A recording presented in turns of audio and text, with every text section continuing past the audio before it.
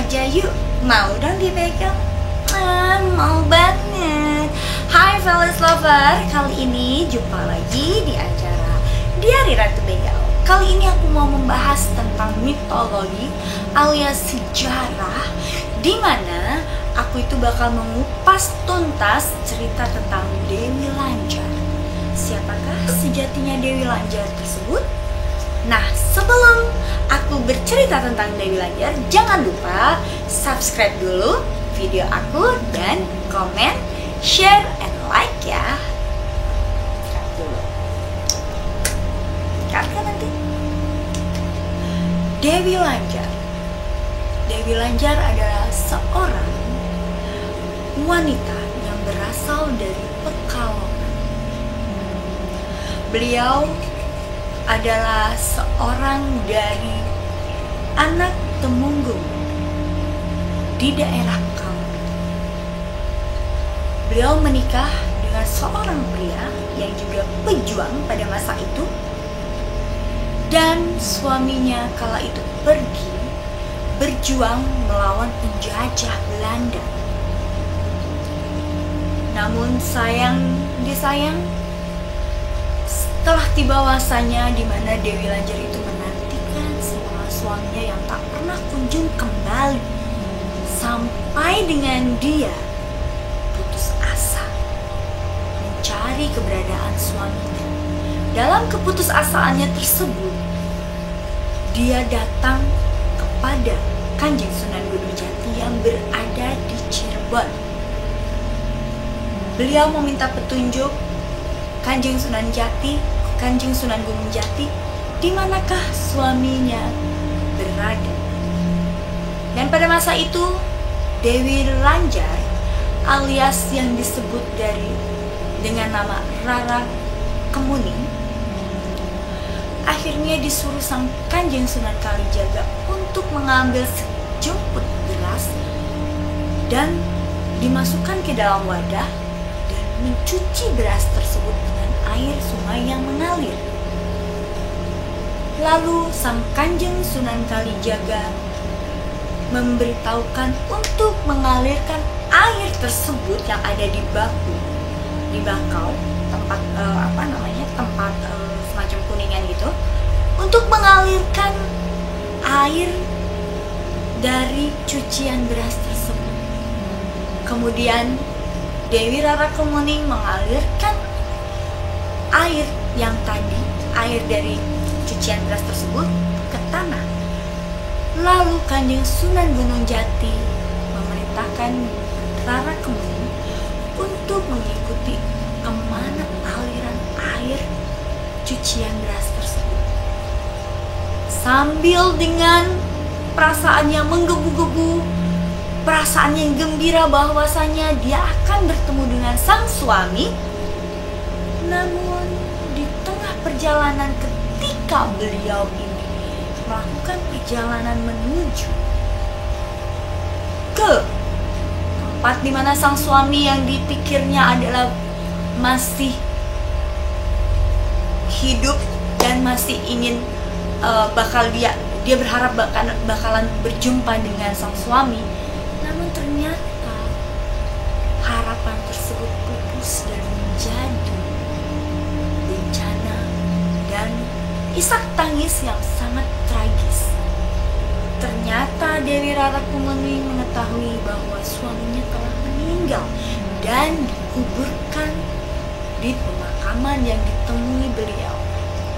Sambil menangis terisak-isak, maka Dewi Rara Kemuning kembali berjalan menuju kembali ke tempat asal. Di tengah perjalanan, dengan perasaan haru, isak tangis, dan penyesalan dan rasa kehilangan arah, akhirnya Dewi Rara Kemuning berbelok sedikit ke arah Pekalongan, dan dia bertemu dengan seorang tumenggung. Dan kala itu sang tumenggung melihat wajah Dewi Rara Kemuning yang sangat sedih, menyapalah Kanjeng Tumenggung tersebut kepada Dewi Rara Kemuning. "Wahai Dewi, apakah yang kau sedihkan?" Kenapa engkau menangis? Nampak di wajahmu terlihat rasa kecewa dan kehilangan. Maka Dewi Rara Kemuning bercerita, "Wahai Temenggung, apalah artinya hidup saya ini? Kalau saya tidak bisa bertemu dengan suami saya lagi, untuk apa saya hidup? Untuk apa? Untuk siapa saya mengabdikan hidup saya? Sudah tidak ada lagi, saya sudah tidak punya sanak keluarga. Hanya suami saya tempat saya bersandar dan mengadu. Tapi sekarang saya sudah tidak punya siapa-siapa, karena suami saya sudah pergi meninggalkan saya, kembali kepada Tuhan Yang Maha Esa."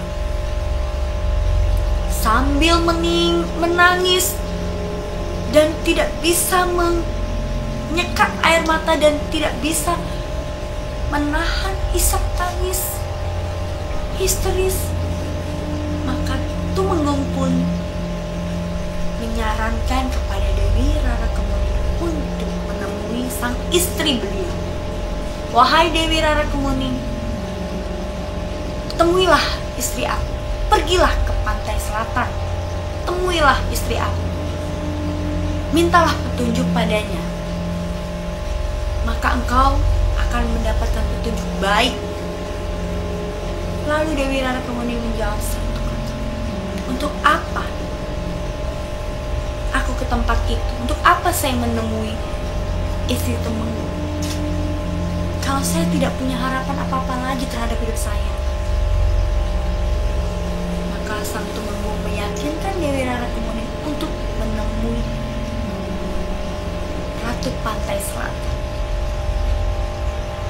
Dan akhirnya setelah sang Tumenggung memberikan keyakinan kepada Dewi Rara Kemuning, pergilah Dewi Rara Kemuning ke pesisir pantai selatan dan bertapalah beliau di sana. Lalu disambut oleh sang Dewi, sang Nyai Nyi Roro Kidul, dan akhirnya pertapaannya diterima dan Dewi Rara Kemuning bisa berjumpa dengan Kanjeng Ratu Kidul. Akhirnya Kanjeng Ratu Kidul berbicara kepada Dewi Rara, "Wahai Dewi Rara Kemuning, kenapa kau datang ke tempat aku? Apakah yang sedang kau risaukan?" Lalu sang Dewi Rara Kemuning menceritakan kejadian yang sesungguhnya kepada sang Nyai Ratu Kidul. Lalu disambut dengan tangan terbuka, dan lalu Nyai Roro Kidul bertanya kembali kepada Dewi Rara Kemuning, "Apakah yang ingin engkau lakukan?" Lalu Dewi Rara Kemuning bicara, "Hamba sendiri tidak tahu apa yang harus hamba lakukan. Hamba sudah tidak punya siapa-siapa lagi. Maka izinkanlah hamba untuk menjadi pengikutmu, sang Dewi." "Sang Ratu," kata dia. Lalu sang Ratu Kidul bertanya, "Apakah engkau yakin dengan pernyataanmu itu?" "Ya, izinkan saya mengabdikan diri saya kepada Nyai Roro Kidul, karena saya sudah tidak mempunyai siapa-siapa lagi. Saya sudah putus asa. Saya tidak ingin hidup lagi di dunia." Maka disambutlah Dewi Rara Kemuning oleh sang Nyai Ratu Kidul, dan dikirimkanlah jin-jin pendamping dari Nyi Roro Kidul dan pengikut Nyi Roro Kidul untuk mendampingi Dewi Rara Kemuning. Sejak saat itulah Dewi Rara Kemuning mendapat sebutan menjadi Dewi Lanjar, yang artinya adalah seorang wanita yang sudah ditinggal suaminya dan tidak memiliki siapa-siapa. Nah, demikianlah cerita tentang Dewi Lanjar. Semoga bermanfaat buat kalian semua, dan kita jumpa lagi di kisah misteri yang berikutnya.